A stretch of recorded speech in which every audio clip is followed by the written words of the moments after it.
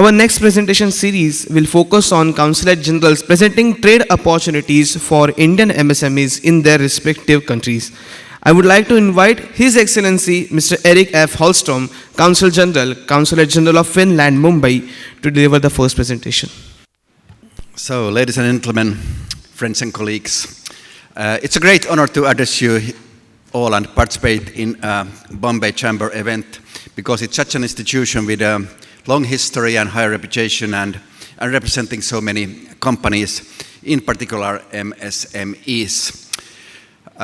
With regard to international trade and cross-border trade flows, we live in very interesting time right now. At the same time as we negotiate free trade agreements and countries join together to form bigger markets and trade blocs, there are protectionist trends, new tariffs and trade barriers are used in order to support foreign policy objectives. And of course, these barriers and trade obstacles, they affect the individual entrepreneur and the companies. Finland is a full member of the European Union since 1995, so we are a part of the common market with free flows of goods, people, money and services in the internal market, the European Union. We have adopted the common currency, the euro, which is now the currency in 21 EU member states. The latest addition was Bulgaria as of 1st of January 2026. The membership of the European Union also means that the member states have given up part of their national decision-making to common EU bodies. And that is also why the EU Commission is now the one body that negotiates on a free trade agreement with India. It's not the individual states. We are very hopeful that there will be a successful trade agreement. Next week, the President of the EU Council, Silva, and the EU Commission, von der Leyen, will both be in India for the Republic Day celebrations. And we hope that the free trade agreement will be announced during that visit. And of course, a free trade agreement with such big partners as European Union and India would be a strong injection for stronger trade relations, imports, exports, investments. So companies of all sizes, small and medium-sized enterprises, startups and bigger companies, enterprises would all benefit from such an agreement.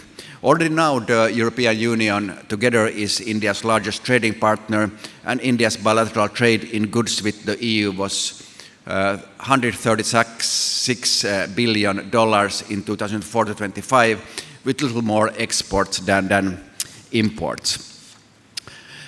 With regard to my own country, Finland, it depends on foreign trade and will continue to do so.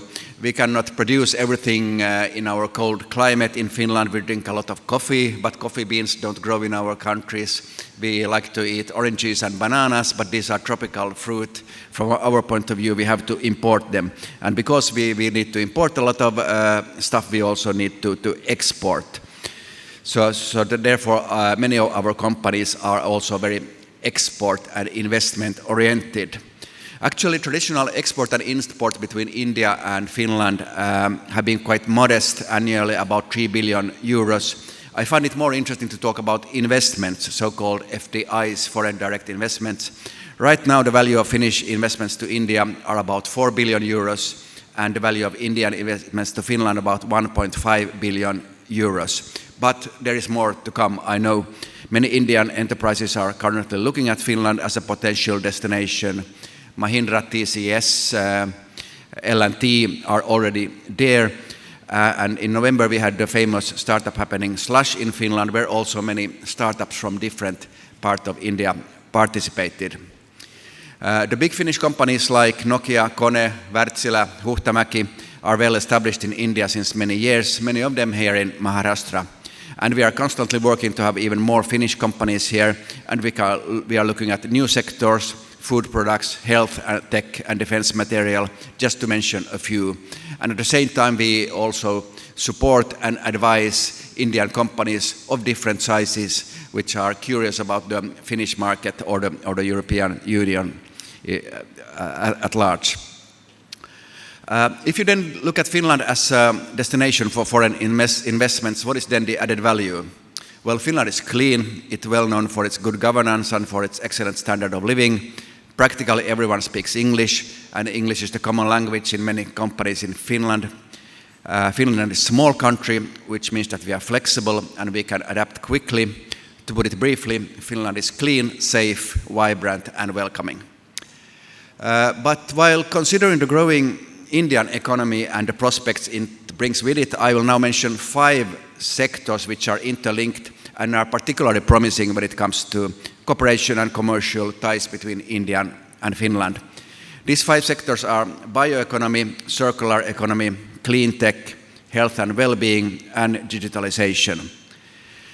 If we start with bioeconomy, Finland is well known for its bioeconomy expertise and innovative solutions. As one of the greenest countries in the world, Finland invests heavily in bioeconomic research and development. And bioeconomy is an economy that relies on renewable resources to produce food, energy, products, and services. Circular economy, the second one, is not only about recycling. It's a new economic model involving companies in all sectors. Include new business models such as furniture as a service and new products like bioplastics. Clean tech, the third one, it runs in our genes, and sustainability is our second nature. As one of the greenest countries in the world, Finland is in a perfect position to drive sustainable development globally. 40% of Finnish energy is produced with renewables like biomass, hydro, wind and solar power, and 50% of energy is recycled and recovered from wastewater and buildings in Helsinki. The fourth one, health and well-being. This is the challenge of the 21st century. Europe faces a severe demographic transformation. We have too many old people, too few babies. So people suffer more from chronic diseases and lifestyle-related diseases.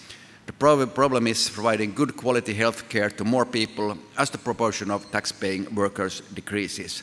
That's why health and well-being is so important. The fifth and last one, digitalization. Finland is the most digitalized country in Europe. And it means the use of digital technologies to modify or create new organizational processes, culture, business models, and experiences. Efficiency is a key benefit, but digitalization can also boost innovation and creativity. Everyone remembers the history of Nokia, but nowadays Nokia is still there, but there are many other actors in the digitalization process, including blockchain, AI, 5G, 6G, so on.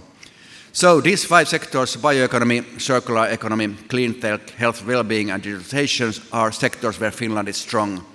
Finnish businesses, universities, think tanks, and public entities invite international partners in India and elsewhere to cooperate on these sectors. We do not want to develop these sectors alone. We want international cooperation, joint ventures, and so on. For me, as a public servant representing my country, it's a privilege to serve in India right now and to witness the transformation and the road towards Viksit Bharat. It's quite clear that India will become a 5 trillion economy. The question is more exactly, will this happen? And also that India in the foreseeable future will be the third largest economy globally after the United States and China. This is of course the national ambition of India to become a 5 trillion economy, but because of India's size and population and growth, India's all national ambitions and decisions are also global ambitions and decisions. So India's growth is also global growth. And it's also a global interest because India's growth means also trade and businesses for other countries, including my countries. So, ladies and gentlemen, in conclusion, India is a global power, often aligned with the global south. Finland, a small, rich country in Northern Europe, deeply rooted in Western culture and Western structure. But we have much to give each other, much to discuss and to cooperate on. We need each other because only together can we make this world a better place. I thank you.